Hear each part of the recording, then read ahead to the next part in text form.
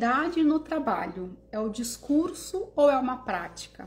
Hoje eu tenho uma convidada super especial, a Ana, que ela vai entrar aqui e nós vamos falar desse tema que é super delicado, sobre equidade nos ambientes organizacionais e que é tão necessário a gente falar sobre tudo isso. Então, estou muito feliz, eu admiro muito a Ana, ela vai entrar aqui, arrasou ter chegando aqui. Vamos chamar então Ana para falarmos sobre equidade nos ambientes organizacionais. A Ana é uma advogada maravilhosa, ela vai nos ensinar aqui, vai falar muito sobre o que tem acontecido, por que esses números não param de crescer, o que acontece nas empresas, que depois de anos a gente continua falando sobre essa questão de assédio, sobre essa questão de comportamentos que muitas vezes parecem inofensivos, mas são sim considerados assédio. Então a Ana, ela vai desmistificar aqui essa série de temas e informações ligadas a esse tema equidade no trabalho, que é algo tão importante para nós mulheres. Ah, Vivi, seja bem-vinda. Gente, minha mãe, minha fã número 1, que entra em todas as lives. Onde será que está a Ana? Meu pai. Vamos entrando aqui. Hoje nós temos um tema...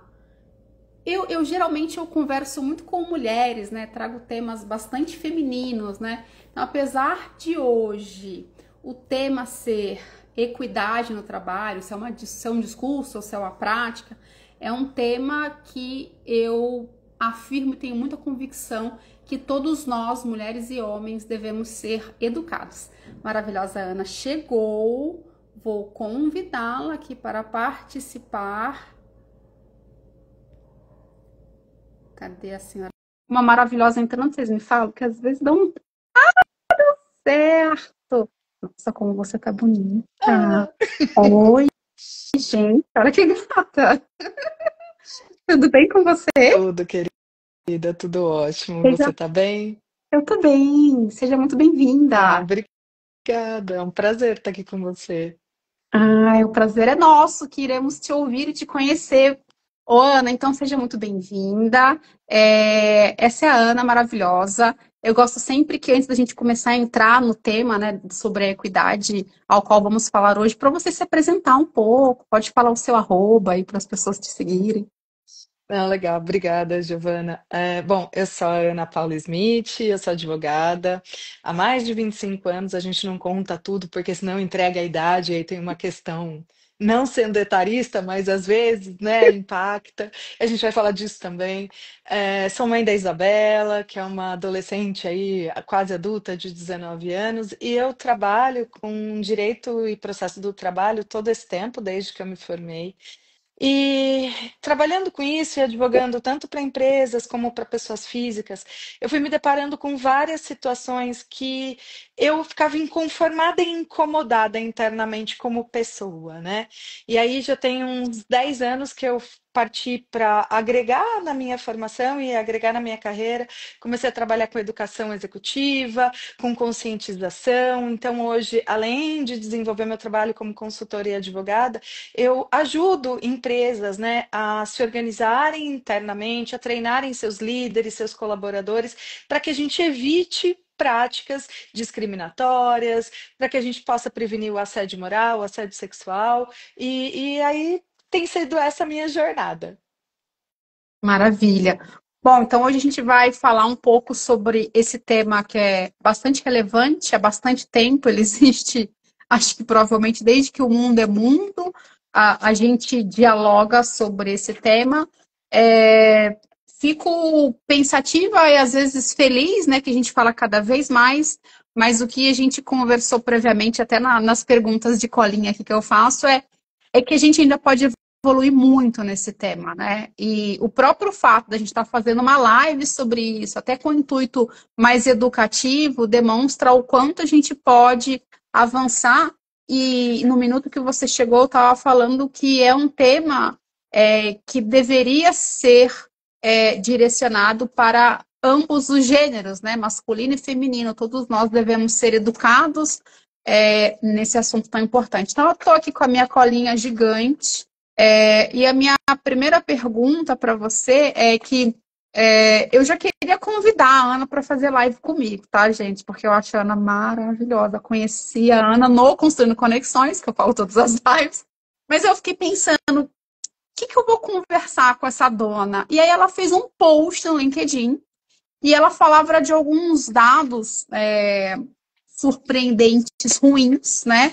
Então, a minha pergunta é: outro dia eu li um post seu no LinkedIn com alguns dados bastante preocupantes sobre a omissão cotidiana, né? O que demonstra o quanto a gente ainda tem que caminhar nesse tema da equidade no trabalho. E aí, alguns dados que você colocou lá no seu post do LinkedIn era que em 23 e 24, casos de assédio sexual registrados aumentaram em 35%. Né? Gente, assim, eu leio isso e leio com muita tristeza. Não sei vocês que estão aqui, se vocês sentem o peso disso, né? Mais de 8.600 ações de danos morais foram ajuizadas. Mulheres pretas ganham, em média, 50,2% do salário de homens brancos. Assim. Isso é um resumo do que eu li que você trouxe naquele dia. Mas a minha pergunta para você: a gente está em 2025 e o que ainda acontece nas empresas para a gente ter esses apenas 3 dados aqui que eu copiei do seu post tão alarmantes? Qual é a sua opinião? Olha, eu adoraria estar falando de outro tema com você, porque se a gente não tivesse que falar desse tema é porque estava tudo bem, né? Exato. Eu acho essa questão da desigualdade e da falta de equidade muito complexa. Por vezes, assim, quando você fala que te deixa triste essa questão da denúncia, como eu milito na área trabalhista há muitos anos, eu vou te dizer que eu fico até feliz. Uhum, Não feliz do fato uhum, acontecer, mas feliz das pessoas estarem denunciando. Por muito tempo se fez silêncio. Então não existiam ações e não existia um registro porque as pessoas. Não é porque não existia a prática, é uhum. porque as pessoas não denunciavam. Por muito tempo as pessoas não tinham nem consciência do quanto isso era errado e faziam de uma forma como se fosse normal.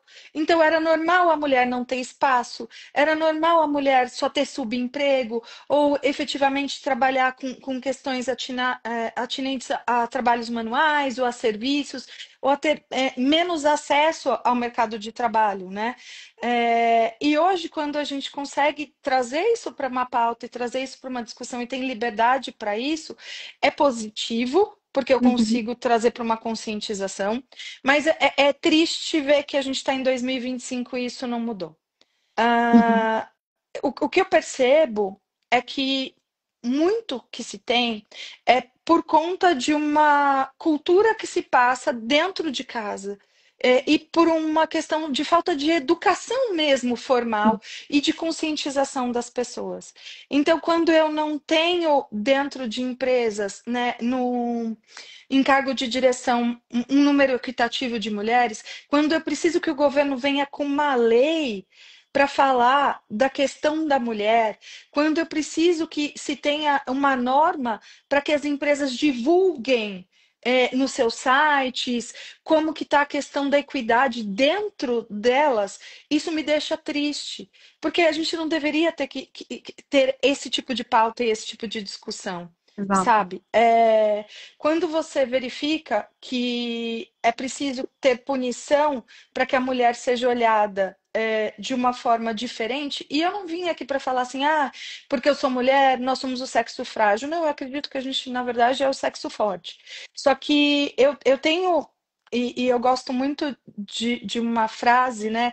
E eu uso nos meus treinamentos, que é assim: a gente deve tratar os iguais de forma igual e os desiguais na forma desigual na medida da sua desigualdade. Então, se eu tenho uma mulher que ela acumula uma série de funções, então eu tenho uma mulher que ela é mãe, ela é cuidadora dentro de casa, provavelmente dos pais. Ela, por vezes, acaba sendo a avó que também cuida do filho, na realidade de hoje, e ela ainda vai para o mercado de trabalho. E ela, quando ela vai para o mercado de trabalho, ela acaba tendo que ser tratada igual a um homem por conta de uma igualdade, mas é uma igualdade desigual, porque o homem não tem todo esse encargo cultural que a mulher Sim. tem de ser o cuidador.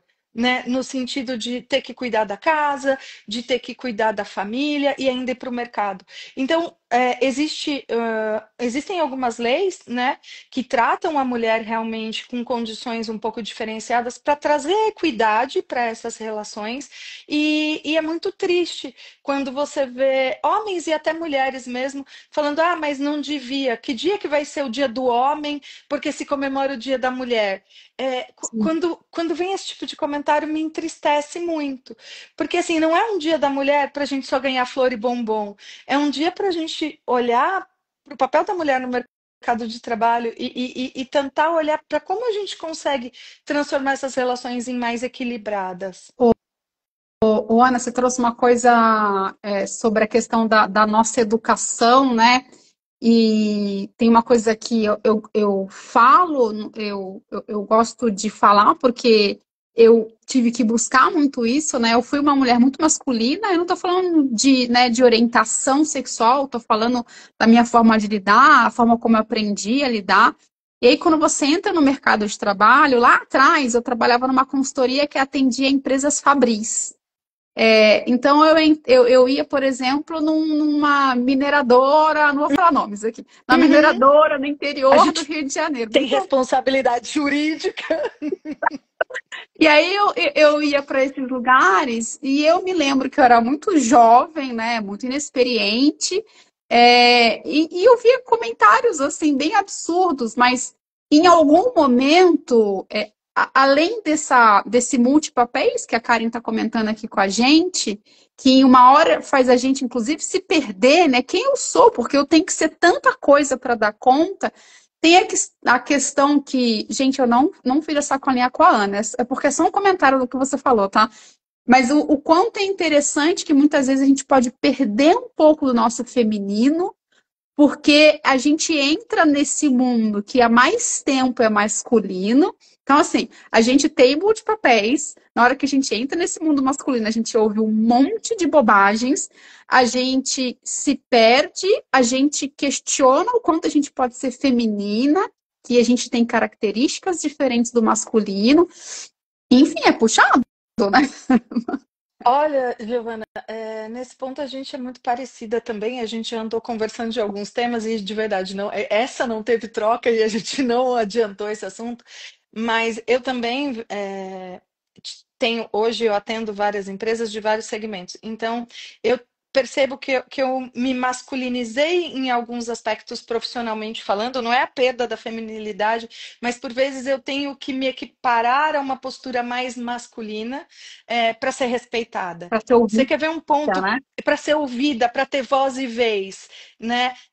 Por quê? Porque senão eu não sinto que eu sou valorizada e nem respeitada e que a minha voz não é ouvida. Então, quando eu estou numa reunião, e hoje isso, graças a Deus, acontece menos, mas eu venho do mercado corporativo, eu venho de uma instituição bancária, e para mim era um ponto de incômodo, há 25 anos atrás, eu olhar para os cargos de direção da empresa e eu só ver mulher ou diretora jurídica ou diretora de RH. Isso. Então, isso para mim já era um ponto de incômodo. E quando você estava numa reunião com a sala cheia de homens, e quando essas mulheres, no papel de diretora de pares desses homens, na hora de se pedir água, se pedir um cafezinho ou de organizar o aniversariante do mês, se pede para a mulher. Uhum.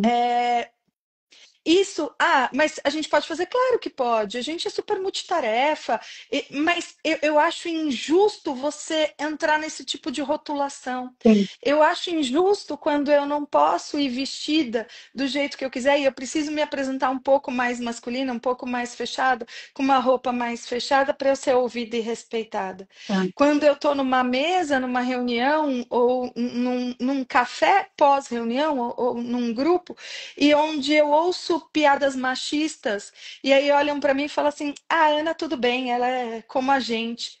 Não, eu sou Uhum. mulher, me respeita, né, nessa condição. E isso é muito triste, e aí vem a questão da educação. Por quê?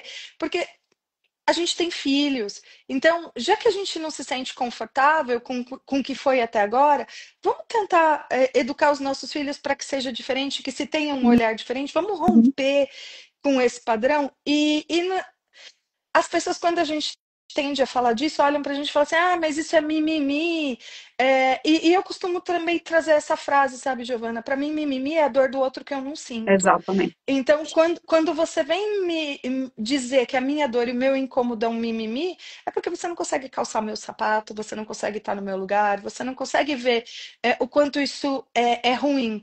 E graças a Deus, porque a profissão que eu escolhi foi o direito, graças a Deus que hoje a gente tem ferramentas jurídicas e que as pessoas podem ir para o judiciário, onde eu vou ter uma quantidade enorme de juízas, né? Falar que no direito hoje eu tenho uma quantidade incrível de mulheres militando e advogando e alcançando cargos de ministras no judiciário, de desembargadoras, de juízas, e por vezes eu vou relatar uma situação de assédio moral ou de assédio sexual por conta de gênero, e quem vai me julgar é uma mulher, porque Sim.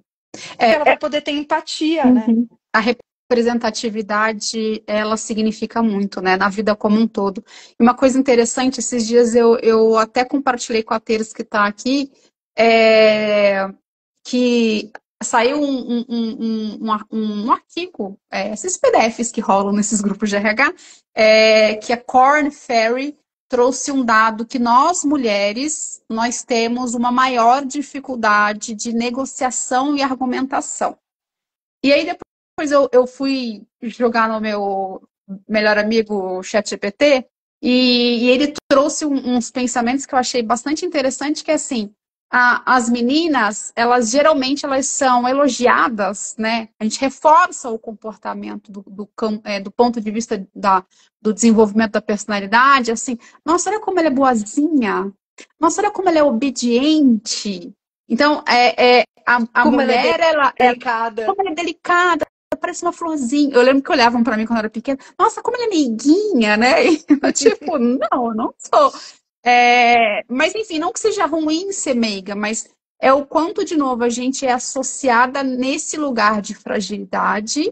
E quando a gente não se sente representada, ou quando a gente não tem mulheres perto da gente para a gente debater esse assunto que é muitas vezes silenciado, silencioso e solitário, o quanto a gente perde, né? Tô gostando muito disso aqui, ó. Daria para fazer muito mais perguntas, mas vamos voltar aqui na pauta, senão depois a Ana nunca mais volta, Não, tá? mas só fazendo um comentário em cima do que você falou, isso faz muito sentido e quando você olha a questão dos elogios, né? Uma mulher mais contundente, uma mulher mais assertiva no seu posicionamento, ela é tida como o quê? Ela é tida como uma pessoa brava, ela é tida como histérica por vezes, ela é tida como Associa a uma fase do exagerada. nosso ciclo, né? Ah, você Isso. tá na Ela tá na quinta. TPM, né? E aí vem isso. Agora, um homem, quando ele tem a mesma postura, olha como ele é um cara combativo, olha Ele como é ele é um bom assertivo. Ele líder, é assertivo. ele é assertivo, né? E isso me incomoda sobremaneira. É. Sobremaneira. E é isso. E aí o estudo da Korn Ferry falava exatamente sobre isso, né? Porque quando você fala sobre argumentação e negociação, você precisa ter uma narrativa de convencimento do outro, não necessariamente manipulação, né? É uma outra Uhum. live. Mas convencer o outro, você precisa ter essa assertividade que muitas vezes nós mulheres, ou realmente a gente não teve, porque a gente não foi educada, a gente não teve esse repertório, ninguém ensinou pra gente, ninguém falou que era bonito, ou porque quando a gente tem, a gente não tem esse lugar de fala, entre aspas, porque não dão espaços, né? Ou é minimizada. E você vê, Giovana, que quando um homem chora, fala assim, ai, tá parecendo uma menininha. É, É muito ruim você é, usar esse tipo de adjetivo para associação, dizer um né? homem que está sendo mais sensível, que está tocado por alguma coisa. Essa associação ela é muito perniciosa, né? Sim.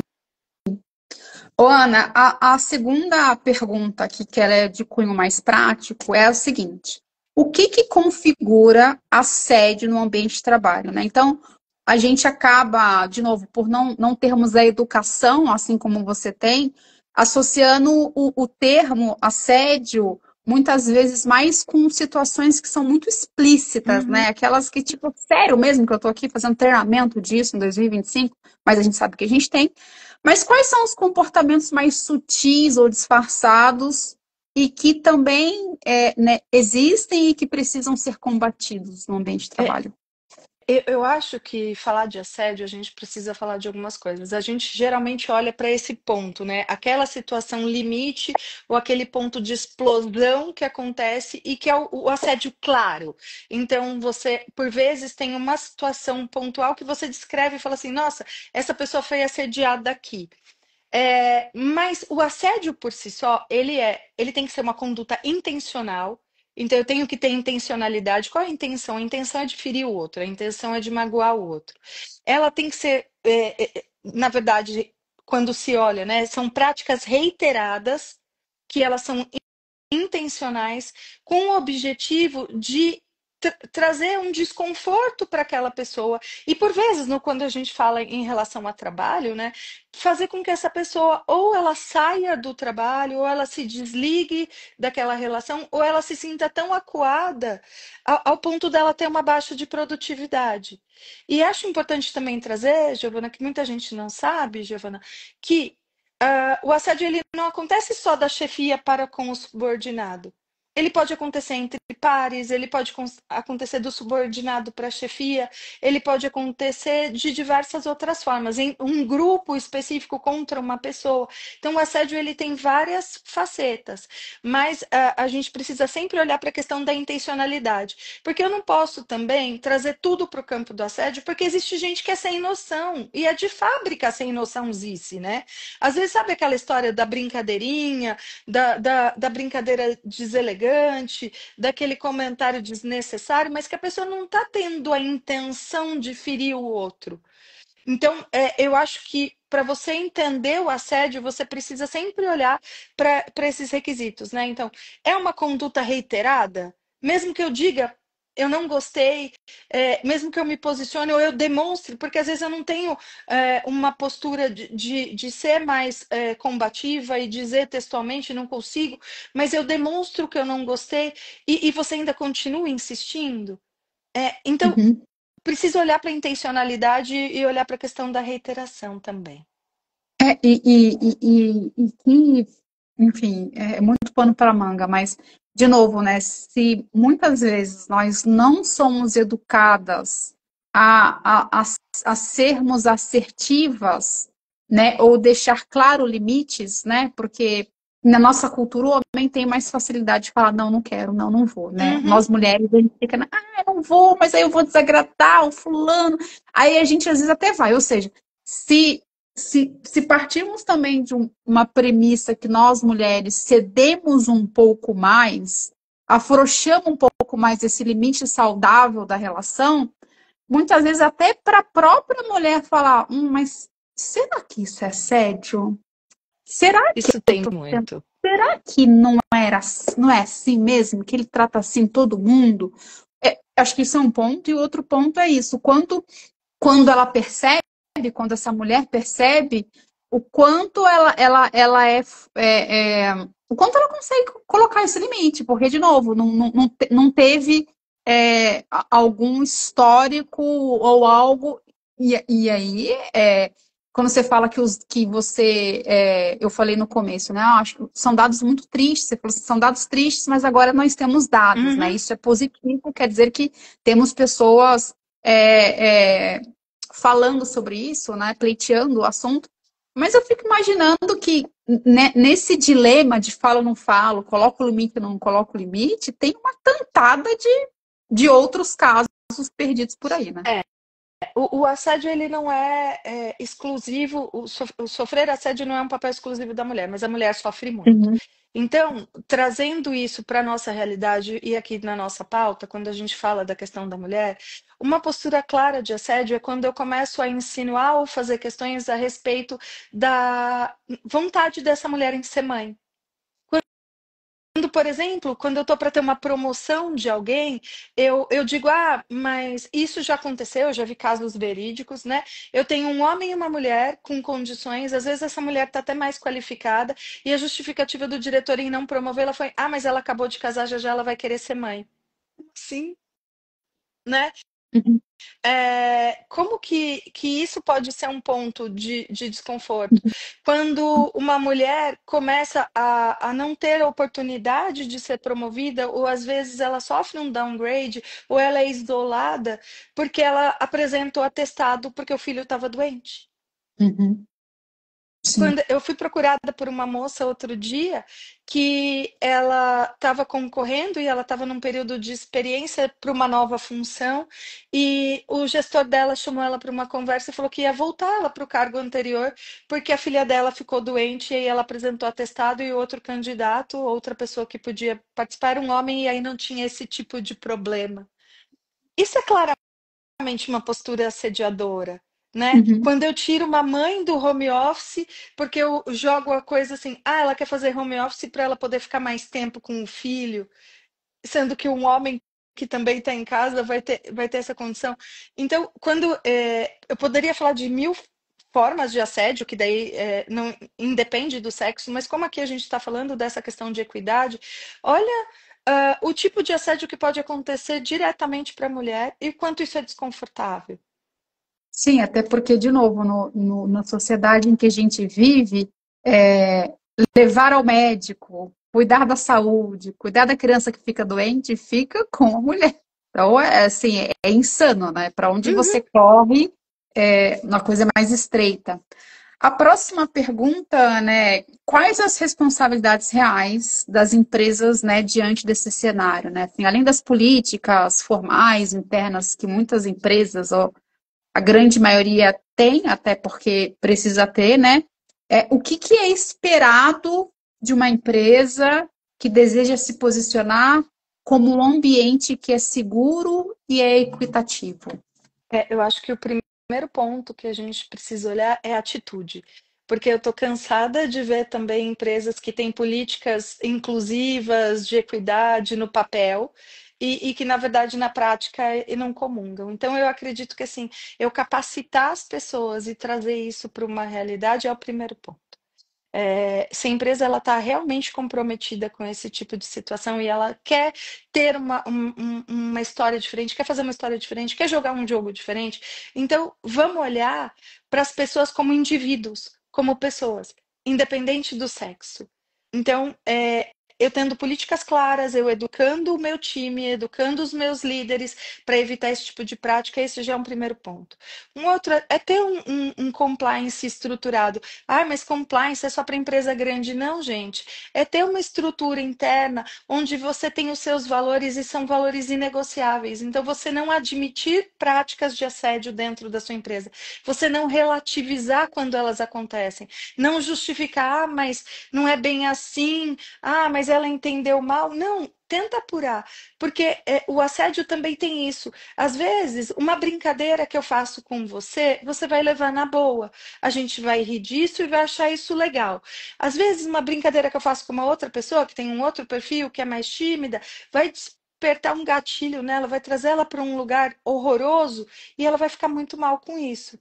Então, eu acho que a gente precisa tomar esses cuidados, sabe? Então, a empresa que olha para isso de verdade, que tem políticas de RH, que educa os seus colaboradores, que faz campanhas e que tem uma postura firme de não admitir esse tipo de prática, ela está jogando um jogo bacana.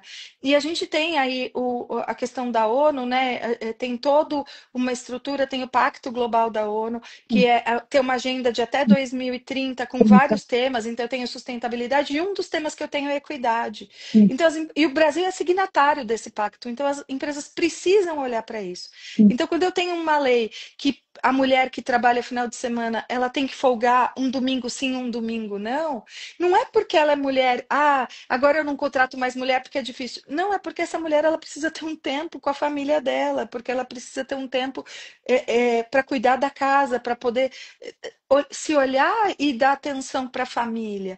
Então, não são práticas para privilegiar a mulher, e sim são práticas para igualar as condições entre as partes. E aí, a empresa que não observa isso, que não está nem aí para esse tipo de coisa, se houver uma situação dessa e ela não teve uma postura firme e for comprovado, ela vai ter que indenizar essa mulher. E num âmbito maior, ela pode vir a responder uma ação civil pública, quer seja movida pelo sindicato, quer seja movida pelo Ministério Público do Trabalho, e ser responsabilizada por isso. E aí dói no bolso. Que é triste ter que ir por aí, mas eu não vejo uma outra forma atualmente. Sim, com um tema sério desse. A última pergunta para você é: o que nós mulheres, aqui tem um monte de mulher aqui, o que nós mulheres podemos fazer, realizar para a gente estimular esse diálogo, né? Que eu estou pensando mais na pessoa física, uma mulher comum, né? Não é a pessoa do compliance, não é a pessoa de recursos humanos, não é essa parte mais institucional da empresa, é a pessoa que trabalha lá. Mas o que nós mulheres podemos realizar para estimularmos esse diálogo, né? Para darmos mais voz a esse tema e não necessariamente precisarmos esperar o que vem dessa organização. Assim, na minha visão, acho que primeiro a gente precisa desenvolver mais a nossa sororidade. Uhum, A gente precisa empoderar outra mulher, sim. A gente precisa bater palma quando uma mulher brilha, né? A gente precisa ficar genuinamente feliz e apoiar essa outra mulher que está ali naquele lugar. E também ser tão combativa, quanto seria se fosse com você ou com seu filho, quando uma mulher estiver sendo injustiçada ou estiver numa situação de desconforto. Me deixa muito triste eu ver algumas mulheres numa condição de passar pano para situações que são desconfortáveis e são desagradáveis com outra mulher, né? Então, eu sou muito a favor da gente mudar o jogo a partir do momento que eu não olho para você com raiva ou com inveja, mas que eu olho para você com admiração. Uma mulher se orgulhar de outra mulher, uma mulher aplaudir outra mulher, uma mulher honrar a outra mulher, uma mulher valorizar essa outra mulher e entender que lugar de mulher é onde ela quiser. Então, acalmar esse julgamento interno que a gente tem às vezes por outras questões e empoderar isso, né? E incentivar essa prática. Então, quando você vê uma mulher num lugar de fala, quando ela está aqui hoje, como estou eu e você, batendo um papo e dando a cara para bater e tocando num tema, em vez de falar assim, ah, é a blogueirinha, ah, não sei o quê, fala assim, poxa, que legal, como eu admiro o seu trabalho, que bacana que você está falando sobre isso, sabe? Eu acho que essa sororidade, Giovana, é muito importante. sim.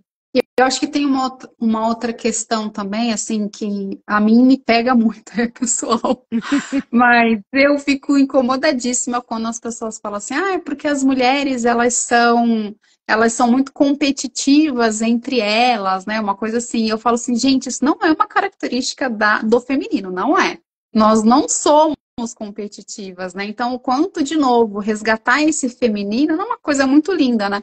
Eu já falei outras vezes aqui, mas a minha avó, que viveu até os 103 anos, ela, durante anos e anos, a lembrança que eu tenho da minha avó, já aposentada, claro, mas é dela indo, assim, acho que era segunda, quarta e sexta à tarde, ela pegava a bolsinha dela de crochê e ela ia caminhando sozinha até a casa espírita que ela frequentava e ela sentava em roda com outras mulheres. Então, uma coisa que eu gosto de pensar é que a gente aprende a ser mulher com mulher. Aí, de novo, não estou falando de orientação, Não, estou falando do nosso feminino e o quanto a gente, em grupo, a gente consegue falar sobre as coisas, né? Então, eu acho que a mensagem que eu quero deixar, eu tô num período emocionada, mas a mensagem que eu quero deixar para as outras mulheres é o quanto podemos ser ponte uma para as outras, sabe? Assim, o quanto quando a gente se junta, pelo menos a minha intenção é de estar junto realmente, né? Então, a Teres que está aqui de novo, que eu admiro muito também, que a gente vai ver lá sexta-feira, quando ela faz o evento do Construindo Conexões, uma coisa que ela sempre fala pra gente, que já é do grupo faz tempo, é: gente, vão chegar novas mulheres, né, nesse grupo. Então, se percebeu que tem uma mulher que está mais tímida, num canto, que parece que é a primeira vez que ela chegou nesse grupo de mulheres, que às vezes quando a gente se reencontra, a gente fica aquela coisa de mulher, aquela alegria toda. Perceba, olha para o lado, né? Acho que é um pouco do que você falou. Então, olha para o lado, porque às vezes tem uma pessoa do seu lado que está, de alguma forma, mesmo que silenciosa, pedindo ajuda. Então, eu acho ah, que ter a sofisticação de perceber o outro que está do seu lado, acho que é uma das habilidades mais incríveis. Hoje, de novo, aqui eu falo com a Terça da hora, né? Mas ela tava falando que ela foi numa clínica e que ela foi super bem atendida, e eu falei assim, eu acho tão legal quando a gente vai num lugar e a gente é bem atendida, né? Que parece que alguém tá conversando com você e tá olhando e tá prestando atenção no que você fala, né? Eu acho que uma das coisas que a gente pode fazer também nos ambientes corporativos é prestar atenção uma nas outras, né? Com um olhar Concordo. acolhedor. E, e, sabe, eu acho que é um exercício diário, e você falou que você está numa fase emocionada e eu também ando. Eu coloquei para minha vida nos últimos anos algumas regras internas. Então, uma delas é que eu ia me policiar todos os dias para eu colocar o julgamento num lugar muito baixo dentro de mim. Né? Porque às vezes ele grita, é mais forte que a gente, porque é automático, a gente foi educada assim. Então, eu me policio diariamente a evitar julgar. Óbvio que a gente precisa ter um discernimento do que é certo e do que é errado, mas não julgar a pessoa pelo jeito que ela se veste, pelo hábito dela, se ela é casada, se ela é solteira, a orientação sexual dela, evitar o julgamento. Eu tenho feito isso comigo, promovido isso dentro do meu trabalho. Hoje, no meu escritório, eu tenho quase 30 colaboradores e eu tenho um orgulho de dizer que 70% são mulheres. É, E isso é muito legal, e não é porque eu privilegio as mulheres, mas é porque elas encontram no meu escritório e esse lugar de oportunidade, de equidade, e a gente tenta promover isso porque eu não gosto que seja só discurso. Então, sabe, Giovana, eu sou uma mulher que eu tenho várias condições minhas que seriam fáceis de ser julgada e ser tratada diferente por outra mulher. Então, eu sou uma mulher divorciada, eu sou mãe solteira, né? Minha filha tem pai, mas eu optei pela criação dela, eu crio a minha filha. Eu sou líder num escritório, isso leva para as pessoas a ideia de eu ser mais masculinizada. Eu fumo charuto, bebo, né? Eu aprecio o vinho. Então, são várias coisas que partiriam para um julgamento.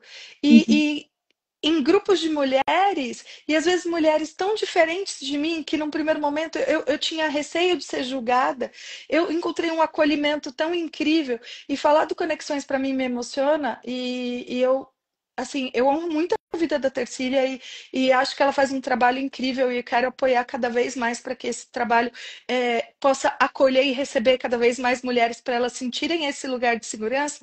Eu venho nos últimos anos privilegiando participar de grupos de mulheres, para que eu possa também ter essa troca, levar essa visão, mas não para tornar gueto, mas para poder trazer força também, sabe?